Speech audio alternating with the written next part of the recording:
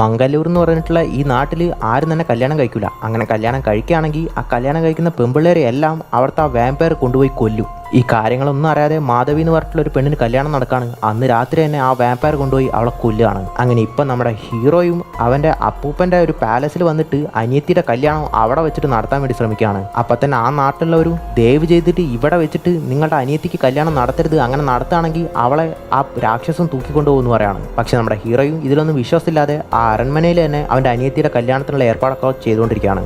അപ്പോഴാണ് സ്റ്റാർട്ടിങ്ങിൽ മരിച്ചിട്ടുണ്ടായിരുന്ന ആ മാധവിയുടെ പ്രേതവും ഇവൻ്റെ കണ്ണിൽ കാണുന്നത്. പക്ഷെ നമ്മുടെ ഹീറോയും ഇവൾ ശരിക്കുള്ള ഒരു പെണ്ണാണെന്ന് വിചാരിച്ചിട്ട് അവളെ പ്രേമിച്ചിട്ട് നിന്നെ കല്യാണം കഴിക്കണമെന്ന് പറയാണ്. പക്ഷെ അവളും ഇവിടെ കല്യാണം കഴിക്കുന്നവരെയൊക്കെ ആ രാക്ഷസം കൊല്ലുന്നു പറഞ്ഞതും നമ്മുടെ ഹീറോ അതൊന്നുമില്ല, എൻ്റെ അനിയത്തിയുടെ കല്യാണം ഇവിടെ തന്നെ ഞാൻ നടത്തി കാണിച്ചു തരാമെന്ന് പറയാണ്. അങ്ങനെ അവൻ്റെ അനിയത്തിയുടെ കല്യാണം ആ പാലസിൽ തന്നെ നടത്തുകയും ചെയ്യാണ്. പക്ഷെ അന്ന് രാത്രി തന്നെ ആ വാമ്പയർ അവൻ്റെ അനിയത്തിനെ തൂക്കിക്കൊണ്ട് പോവാണ്. പല വർഷങ്ങൾക്ക് മുമ്പ് വാസുദേവ എന്ന് പറഞ്ഞിട്ടുള്ള ഒരാൾ മാല തൂക്കിയിറന്നതും അത് യശോദ എന്ന് പറഞ്ഞിട്ടുള്ള ഒരു പെണ്ണിൻ്റെ കഴുത്തിൽ വീഴാണ്. അങ്ങനെ അതുകൊണ്ട് തന്നെ അവർ രണ്ടുപേരും പ്രേമിക്കാൻ തുടങ്ങാണ്.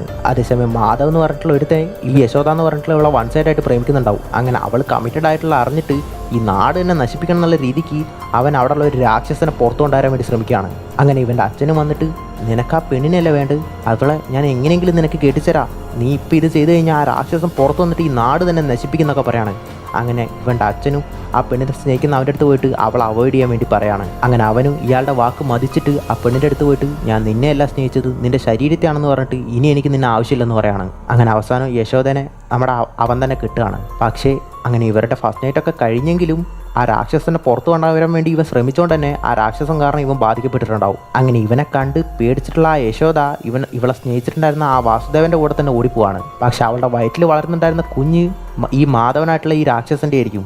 വേറെ ആരുമല്ല, നമ്മുടെ ഹീറോ ആണ്. അങ്ങനെ നമ്മുടെ ഹീറോയും അവൻ്റെ അനിയത്തിനെ കടത്തി വെച്ചിട്ടുള്ള സ്ഥലം കണ്ടുപിടിച്ച് എങ്ങനെ അങ്ങോട്ട് പോവാണ്. നോക്കുമ്പോൾ ഇപ്പോൾ വാമ്പയറായി മാറിയിട്ടുള്ള അവൻ്റെ അച്ഛൻ കല്യാണം കഴിഞ്ഞിട്ടുള്ള 10 പെമ്പിള്ളേരെ ബലി കൊടുത്തിട്ട് ആ രാക്ഷസനെ മുഴുവനായിട്ട് പുറത്തു കൊണ്ടുവരാൻ വേണ്ടി ശ്രമിക്കുകയാണ്. അങ്ങനെ ഇപ്പോൾ ലാസ്റ്റായിട്ട് ഇവളെയും കൂടി ബലി കൊടുക്കാൻ വേണ്ടി പോവാണ്. അങ്ങനെ വാമ്പയർ അച്ഛനും നമ്മുടെ ഹീറോയും തമ്മിൽ അവിടെ ഒരു ഫൈറ്റ് നടക്കുകയാണ്. അപ്പോഴാണ് വിരാക്ഷി ദേവിയുടെ അനുഗ്രഹം നമ്മുടെ ഹീറോയ്ക്ക് കിട്ടുന്നത്. അങ്ങനെ അത് വെച്ചിട്ട് കുത്തിയിട്ട് അവൻ്റെ അച്ഛൻ്റെ കഥ തന്നെ അവൻ തീർക്കുകയാണ്. അങ്ങനെ ആ രാക്ഷസനും അവിടെ തന്നെ ഇല്ലാതാവുകയാണ്. എന്നിട്ട് അനിയത്തിനെ രക്ഷിച്ച് അവിടെ നിന്ന് കൂട്ടിക്കൊണ്ടുവരികയാണ്.